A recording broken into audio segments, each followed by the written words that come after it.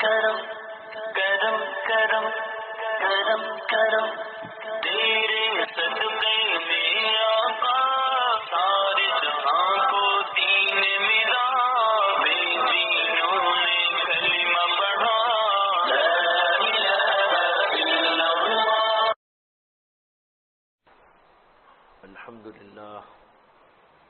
الحمد لله نحمده ونستعينه ونستغفره ونؤمن به ونتوكل عليه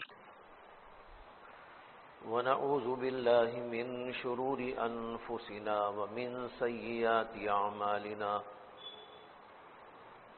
من يهده الله فلا مضل له ومن يضلله فلا هادي له ونشهد أن لا إله إلا الله وحده لا شريك له ونشهد أن سيدنا ومولانا محمدا عبده ورسوله صلى الله عليه وعلى آله وأصحابه وأزواجه وذرياته وسلم تسليما كثيرا كثيرا. أما بعد فأعوذ بالله من الشيطان الرجيم. بسم الله الرحمن الرحيم. سبحان الذي أسرى بعبده ليلا من المسجد الحرام إلى المسجد الأقصى الذي باركنا حوله لنريه من آياتنا انہ هو السمیع البصیر. اور آج آپ کے سامنے اللہ کے نبی علیہ السلام کی سیرت کا ایک اہم واقعہ جس کو کہتے ہیں معراج کا واقعہ وہ پیش کرنے کا خیال ہے. لیکن گلا بیٹھا ہوا ہے، اس کی وجہ سے شاید صحیح طریقے سے بات کرنا مشکل ہے. کوشش کروں گا کہ آپ حضرات کے سامنے یہ واقعہ مختصر طور پر پیش کر دوں. اللہ کے نبی علیہ السلام کی زندگی کے واقعات میں یہ واقعہ عجیب، حیرت انگیز اور لوگوں کی زندگی میں انقلاب پیدا کرنے والا واقعہ شمار ہوتا ہے. قرآن کریم کی وہ آیات جو ابھی آپ کے سامنے میں نے پڑھی، اس کے اندر بھی اللہ نے اس واقعے کا تذکرہ فرمایا ہے.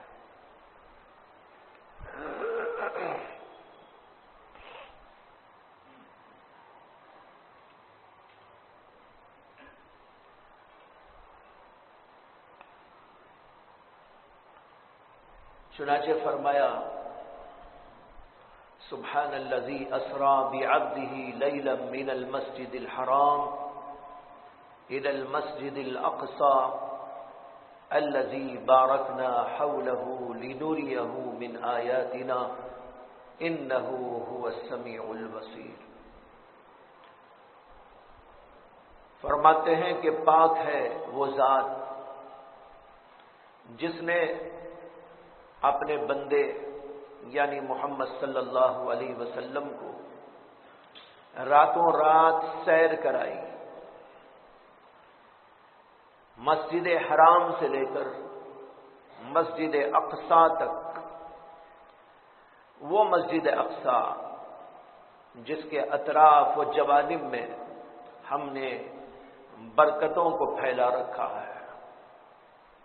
انہ هو السمیع البصیر. بلا شبہ اللہ تعالیٰ کی ذات بہت سننے والی ہے، بہت دیکھنے والی ہے. اس آیت کریمہ کے اندر اللہ تعالیٰ نے معراج کے واقعے کا تذکرہ کیا ہے. پہلے یہ سمجھ لیجئے کہ معراج کے واقعے میں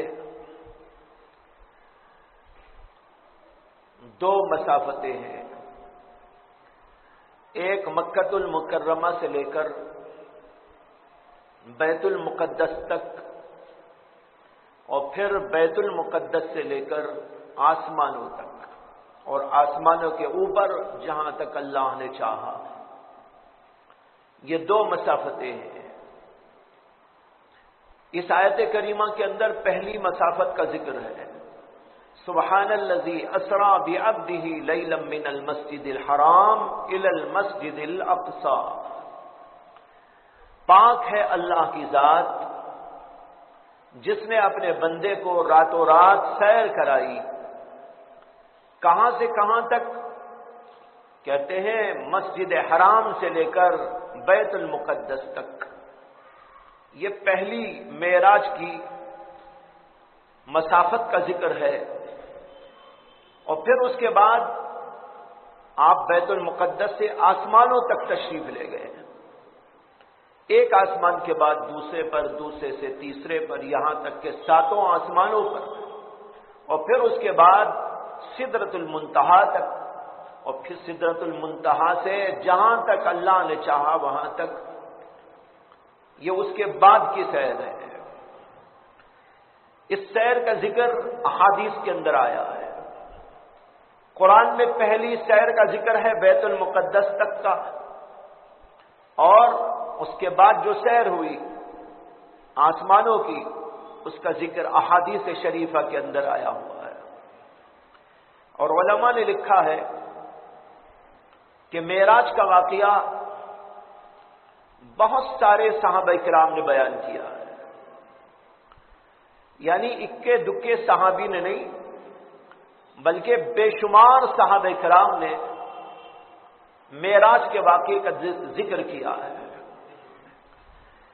اس لیے اگر کوئی آدمی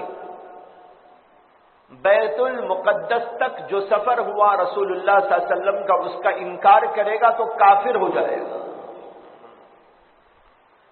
اور اس کے بعد جو آسمانوں کی سیر ہوئی اس کا کوئی انکار کرے گا تو کافر تو نہ ہوگا لیکن گمراہ قرار دیا جائے گا،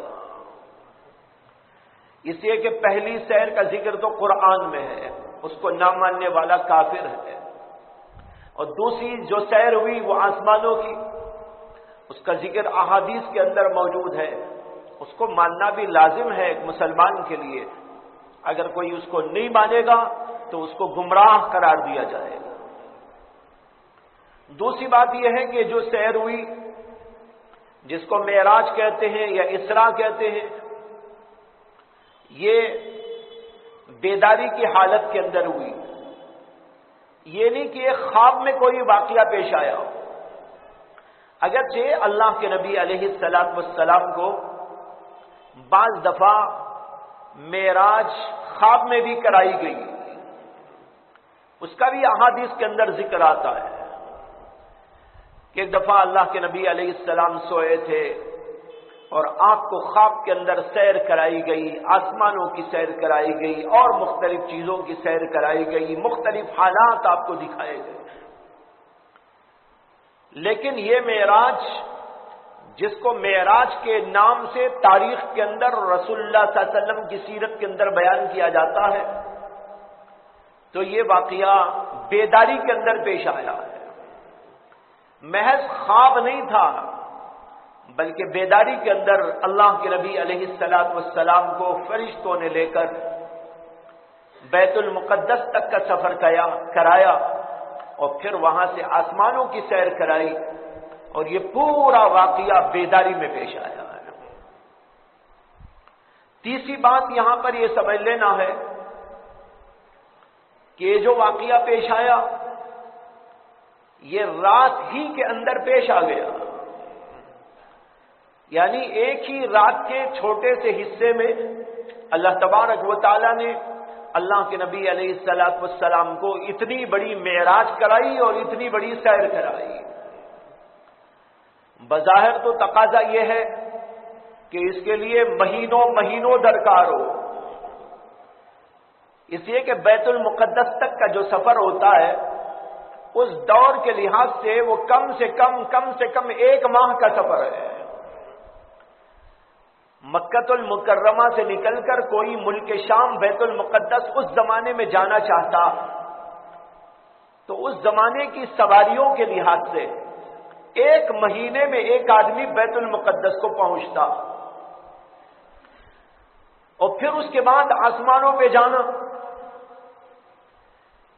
پہلے آسمان تک کا جو فاصلہ ہے، ایک حدیث کے اندر آتا ہے کہ بتایا گیا کہ اگر کوئی آدمی چل کر یہاں سے جائے گا تو 500 برس میں پہنچے گا. کتنے برسوں میں؟ 500 برسوں میں. اگر آپ چلتے چلتے چلتے پہلے آسمان تک جانا چاہیں گے تو 500 برس میں پہنچیں گے. اچھا، پہلے آسمان تک پہنچنے میں 500 برس، اس کے بعد دوسرے آسمان پر پہنچنے میں اور 500 برس، اور اس طرح 7 آسمان پر پہنچنے کے اندر کتنے ہو گئے؟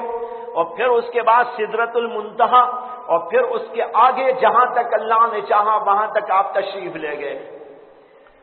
اب اندازہ کر لیجئے کہ کتنے سال کا یہ لمبا چوڑا فاصلہ ہے، مسافت ہے.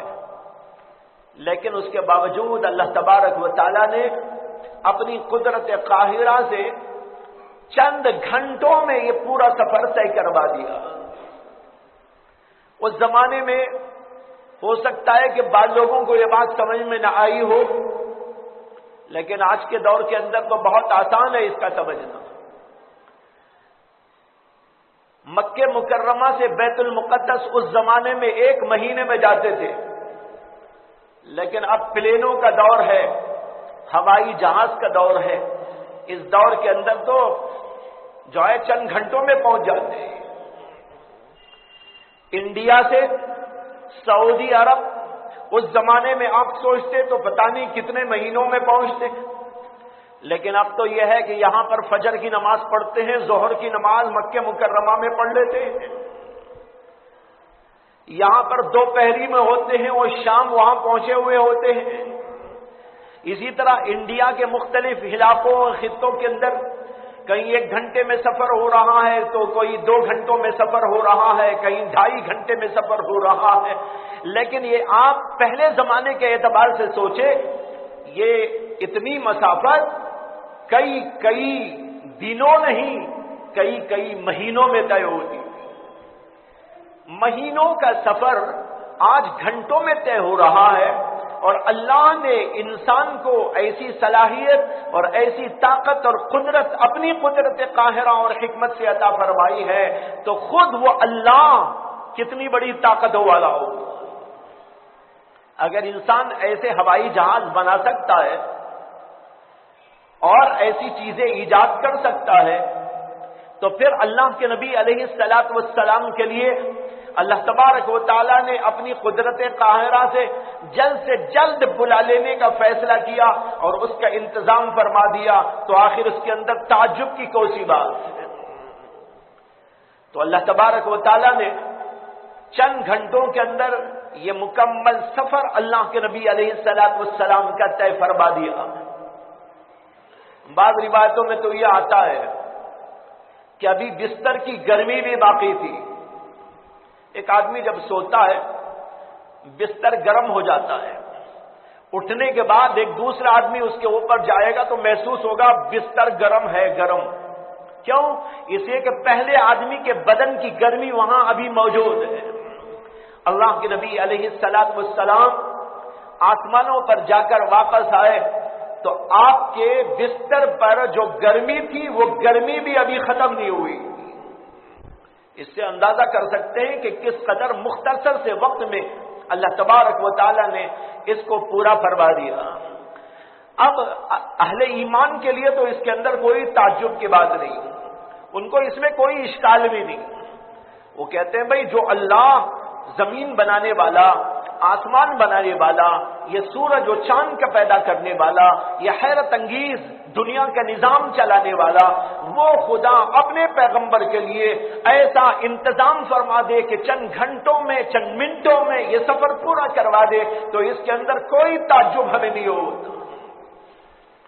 لیکن بعض لوگ بڑے عقل پرست ہوتے ہیں، ان کا ایمان کمزور ہوتا ہے، عقل غالب ہوتی ہے. حالانکہ ایمان پر عقل غالب نہیں ہونا چاہیے، بلکہ ایمان کو عقل پر غلبہ ہونا چاہیے. اس لیے کہ عقل ایک محدود پیمانہ ہے، بہت محدود پیمانہ، اس کے اندر کچھ چیزیں آتی ہیں، کچھ چیزیں نہیں آتی۔ جیسے دنیا میں بہت ساری چیزیں اللہ نے بنائی اور ان چیزوں کے بھی ایک ایک اللہ تعالیٰ نے مقداروں کو مقرر کر دیا ہے اور ان کا دائرہ محدود کر دیا ہے۔ وہ اپنے دائرے کی چیز میں چلتے ہیں، اپنے دائرے کی چیز کو بتاتے ہیں، اپنے دائرے کی چیز کے باہر وہ نہیں لیتے اور اس چیز کو نہیں بتاتے۔ دیکھیے ہماری آنکھ ہے، آنکھ دیکھتی ہے لیکن آنکھ سامنے دیکھتی ہے، پیچھے نہیں دیکھتی۔ آنکھ ہماری سامنے دیکھتی ہے، ہماری آنکھ پیچھے کو نہیں دیکھتی۔ میں اب یہ سامنے کا سب دیکھ رہا ہوں لیکن یہاں کیا ہے میں نہیں دیکھ سکتا، اور آپ اپنے سامنے ادھر تو سب کچھ دیکھ رہے ہیں لیکن پیچھے کون آ رہا ہے، کون بیٹھ رہا ہے، کون کیا کر رہا ہے، آپ اس کو نہیں دیکھ سکتے۔ اس لیے کہ اللہ تبارک و تعالی نے آنکھ کے پیمانے کو ایک محدود چیز عطا کر دی ہے، وہ اتنا ہی کام کر سکتی ہے جتنی کہ اللہ نے اس کو طاقت دی۔ اللہ نے ہمیں کان دیے، کانوں میں صلاحیت دی سننے کی، لیکن یہ صلاحیت بھی محدود ہے، ایک مقدار تک، ایک مسافت تک کی آوازوں کو یہ پا لیتا ہے، سن لیتا ہے، لیکن اس سے ذرا دور کی آواز وہ اس کو نہیں سنائی دیتی۔ اب اس کی مقداریں بھی الگ ہیں، کوئی زیادہ سنتے جو ہے کان رکھتا ہے تو اسے ذرا دور تک کی بھی سنائی دے دیتی ہے، اور کوئی ایسا ہے اسے بازو کی آواز بھی سنائی نہیں دیتی۔ دیکھیے اللہ نے ہر چیز کو محدود کر رکھا ہے، اسی کے مطابق وہ کام کرتے ہیں۔ اسی طرح سمجھنا چاہیے اللہ نے جو عقل عطا کی ہے وہ عقل بھی ہر چیز کو کیچ نہیں کر سکتی۔ یہ عقل پرستوں اور فلسفی دماغ لوگوں کا غلط خیال ہے، وہ یہ سمجھتے ہیں کہ ہم عقل سے جو چاہے سمجھ لیں گے، ہم عقل سے جو چاہے کام لے لیں گے، ہم عقل کو ہر جگہ استعمال کر سکیں گے۔ یہ خام خیالی ہے۔ اسی خام خیالی میں افلاطون مبتلا تھا۔ کہتے ہیں کہ ایک دفعہ افلاطون کا سامنا ہو گیا حضرت سیدنا موسیٰ علیہ نبینا علیہ الصلاۃ والسلام سے۔ حضرت موسیٰ علیہ الصلاۃ والسلام سے مل کر اور ان کی باتوں کو سن کر افلاطون پوچھنے لگا کہ آپ کون ہیں، آپ کی تعریف۔ حضرت سیدنا موسیٰ علیہ الصلاۃ والسلام نے فرمایا میں اللہ کا پیغمبر ہوں، اللہ نے مجھے پیغمبر بنا کر دنیا میں بھیجا ہے، میں لوگوں کو ہدایت دینے کے لیے آیا ہوں۔ افلاطون کہنے لگا اچھا میرے ایک سوال کا آپ جواب دیجئے، اگر آپ جواب دیں تو میں تسلیم کروں گا کہ آپ اللہ کے پیغمبر ہیں اور نبی۔ اس نے کہا میرا سوال یہ ہے کہ فرض کرتے ہیں کہ اللہ تبارک و تعالیٰ تیر چلا رہا ہے اور اللہ کی تیر یہ حوادث اور پریشانیاں ہیں، جو حوادث اور پریشانیاں اور اذیتیں اور حالات پیش آتے ہیں یہ اللہ کی تیر ہے، اللہ تیر چلا رہا ہے۔ اور کس کو مار رہا ہے؟ اللہ مار رہا ہے انسانوں کو، اللہ کے تیر انسانوں کی طرف آ رہے ہیں۔ اب ایسی صورت کے اندر انسان اللہ کی تیر سے بچنا چاہے تو کیا طریقہ ہے؟ حضرت موسیٰ علیہ السلام نے بر موقع جواب دیا اور فی البدیہہ جواب دیا۔ انہوں نے کہا کہ تیر چلانے والا اللہ ہے اور تیر چلا رہا ہے، بندوں کی طرف چلا رہا ہے، بچنے کا ایک ہی طریقہ ہے، تیر چلانے والے کی بغل میں جا کے بیٹھ جاؤ، تیر چلانے والے کی بغل میں جا کے بیٹھ جاؤ۔ تیر یوں چلتی ہے، یوں تھوڑا ہی چلتی ہے، بغل میں نہیں چلائی جاتی۔ اس لیے اگر تم اللہ کی تیروں سے بچنا چاہتے ہو اللہ کے قریب ہو جاؤ، اللہ کے قریب ہو جائیں گے تو اللہ کے تیر نہیں چلے گی۔ اس نے فی البدیہہ یہ جواب سنا تو بڑا متاثر ہوا اور کہنے لگا میں سمجھتا ہوں واقعی آپ اللہ کے پیغمبر ہیں، لیکن مجھے آپ کی ضرورت نہیں، میرے پاس عقل موجود ہے، میں تو بہت بڑا عقل پرست ہوں، بہت بڑا عقل والا ہوں، بہت بڑا عقل کی جو ہے ترازو میرے پاس میں موجود ہے، اس سے میں ہر چیز کو سمجھ لیتا ہوں، ہدایت بھی، ضلالت بھی، اچھائی اور برائی سب مجھے معلوم ہو جاتی ہے، آپ کی مجھے ضرورت نہیں۔ لیکن یہ افلاطون کی خام خیالی تھی، اس نے نہیں سمجھا کہ عقل کا پیمانہ ہر جگہ کام آ سکتا ہے، اس نے بہت غلط سمجھا، عقل کا پیمانہ ہر جگہ کام نہیں آتا، بعض جگہ کام آتا ہے، بعض جگہ پر نہیں آتا۔ تو بہرحال یہ واقعہ جو اللہ کے نبی علیہ السلام کی معراج کا واقعہ ہے، اس واقعے میں بھی ہم کو سمجھنا یہ ہے کہ یہ جو کہا گیا اس کے اندر، یہ نہ سوچئے کہ ہر بات عقل میں آنا ضروری ہے۔ میں نے کہا بعض عقل پرست لوگ ہوتے ہیں، وہ کہتے ہیں ہماری عقل میں نہیں آتا کہ اتنے چھوٹے سے وقت میں کیسے چلے گئے آسمانوں پر، اور کیسے چلے گئے اتنے لمبے چوڑے سفر پر، اور پھر اتنے لمبے چوڑے سفر سے واپس آ گئے اور تھوڑا سا وقت ہی ہوا تھا۔ ایسے لوگوں کے لیے میں چھوٹی سی ایک بات کہنا چاہتا ہوں تاکہ ان کی عقل میں بھی آ جائے، ان کی عقل میں لانے کے لیے ایک بات، وہ یہ ہے کہ نبی اکرم صلی اللہ علیہ وسلم اللہ تبارک و تعالیٰ کی جانب سے بلائے جاتے ہیں آسمانوں پر، جس کو ہم معراج کہتے ہیں۔ یہ معراج کا واقعہ دراصل رسول اللہ صلی اللہ علیہ وسلم کی مہمان نوازی کے طور پر ہوا تھا۔ اللہ نے اپنے گھر اللہ کے نبی کو بلایا کہ آپ آئیے، ہمارا دربار دیکھیے، ہم نے کیا کیا بنایا اس کو دیکھیے، یہاں کے فرشتوں کو دیکھیے، آسمانوں کو دیکھیے، جنت کو دیکھیے، دوزخ کو دیکھیے، یہاں کے سلسلوں کو دیکھیے۔ یہ سارے کا سارا وہ جس کو غیب کہا جاتا ہے، وہ غیب کی دنیا ہم آپ کو دکھانا چاہتے ہیں، اس لیے آپ ذرا ہمارے ہاں تشریف لائیں اور سب کو دیکھیں۔ جب اللہ نے آپ کو بلایا، آپ مہمان ہیں، اور جو جتنا بڑا مہمان ہوتا ہے اس کا اعزاز بھی اسی طور پر ہوتا ہے، اور اللہ کے نبی علیہ السلام سے بڑھ کر اس پوری کائنات میں کوئی بھی نہیں، نہ کوئی فرشتہ آپ کی گرد کو پہنچ سکتا ہے، نہ کوئی اور گرد کو بھی نہیں پہنچ سکتے، تو پھر اللہ کے نبی کی ذات تک کہاں کوئی پہنچ سکتا ہے۔ اللہ نے اس کائنات میں سب سے مقدس، سب سے محترم، سب سے زیادہ عظیم ترین ہستی کوئی بنائی ہے تو وہ ہمارے اور آپ کے آقا محمد رسول اللہ صلی اللہ علیہ وسلم۔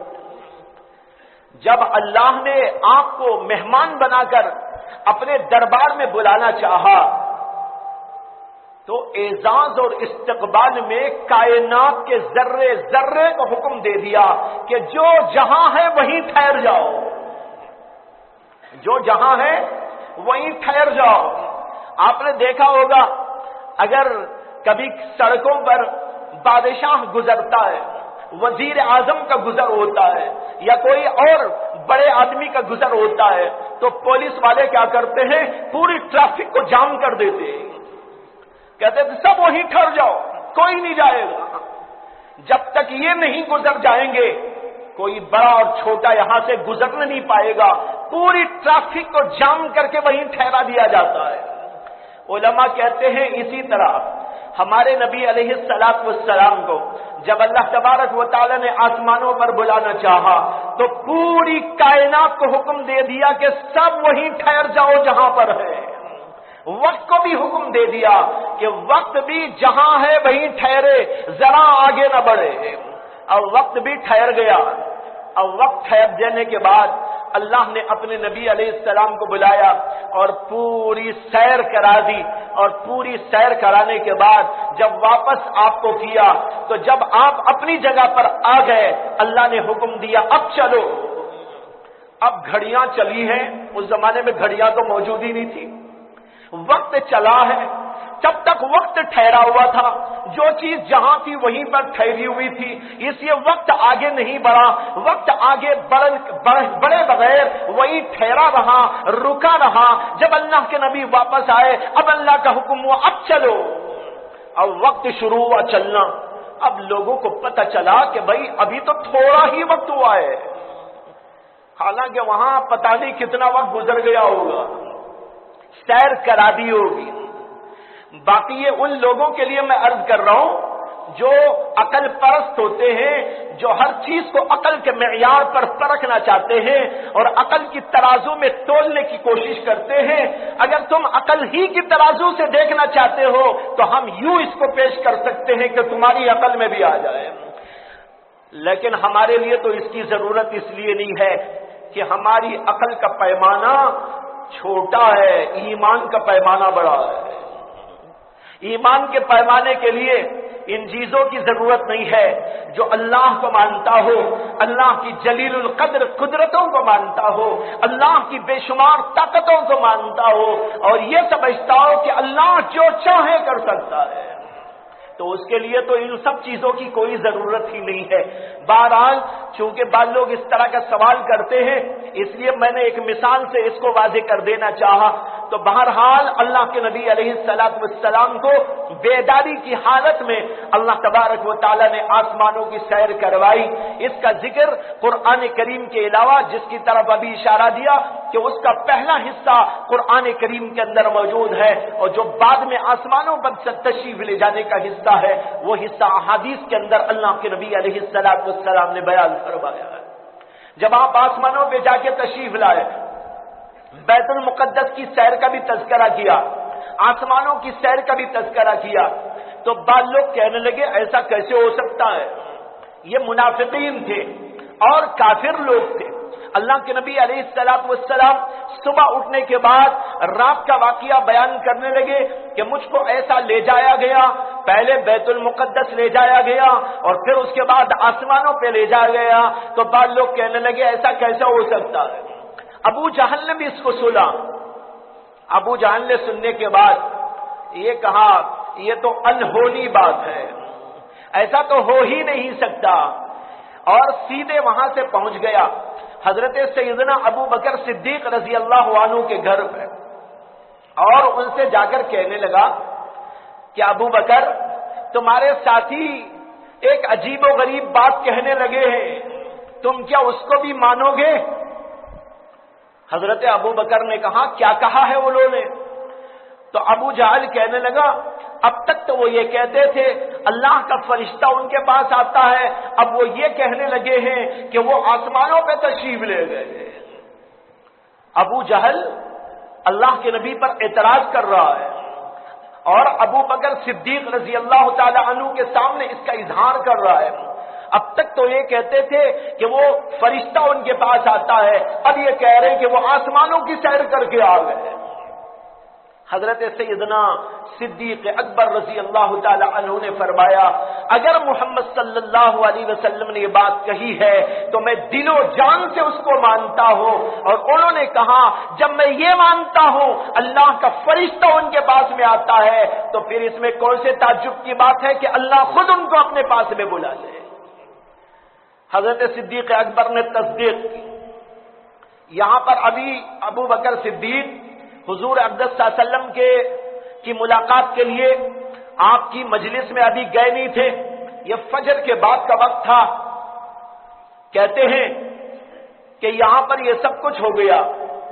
अबू जहल ने यूं कहा और सिद्दीक अकबर ने तस्दीक करते हुए जवाब दे दिया, और उधर अल्लाह के नबी अलैहिस्सलाम की खिदमत अक़दस में हजरत जिब्रील अमीन अलैहिस्सलाम तशरीफ लाए और कहने लगे कि अल्लाह तबारक व तआला ने मुझको भेजा है और आपको ये बात सुनाने के लिए कहा कि हजरत अबू बकर का नाम आज से सिद्दीक रखा गया है, आज से उनका नाम सिद्दीक रख दिया गया है। अल्लाह के नबी ने पूछा कि किस बुनियाद पर रखा गया है। जिब्रील अमीन ने किस्सा सुनाया कि अल्लाह के नबी अलैहिस्सलाम को बताया कि आपकी इस बात की उन्होंने वहां पर तस्दीक की और अल्लाह तबारक व तआला ने उनका नाम सिद्दीक रख दिया है। उस दिन से उनका नाम सिद्दीक पड़ गया। बहरहाल ये वाकया जिसकी तरफ इशारा दिया हो, यह बहुत अजीब और गरीब वाकया है। इस वाकये के बारे में एक बात यह समझ लेने की है کہ یہ واقعہ سن 10 ہجری میں سن 10 نبوی میں پیش آیا تھا، یعنی اللہ کے نبی علیہ السلام ابھی مکۃ المکرمہ میں تھے اور نبوت کے 10 سال گزرے تھے۔ 10 سال گزرنے کے بعد اور سیدہ خدیجہ الکبریٰ رضی اللہ تعالی عنہا کے انتقال کے بعد یہ واقعہ پیش آیا۔ میں نے گزشتہ جمعہ آپ کے سامنے اس کی تفصیل بیان کر دی تھی۔ تو سن 10 ہجری اور مہینہ تھا رجب کا مہینہ۔ اس کے اندر علماء کا اختلاف ہے، سن کے اندر بھی اختلاف ہے اور مہینے کے اندر بھی اختلاف ہے کہ معراج کا واقعہ کون سے سن میں پیش آیا اور کون سے مہینے میں پیش آیا۔ اسی طرح اس میں بھی اختلاف ہے کہ کون سی تاریخ میں پیش آیا۔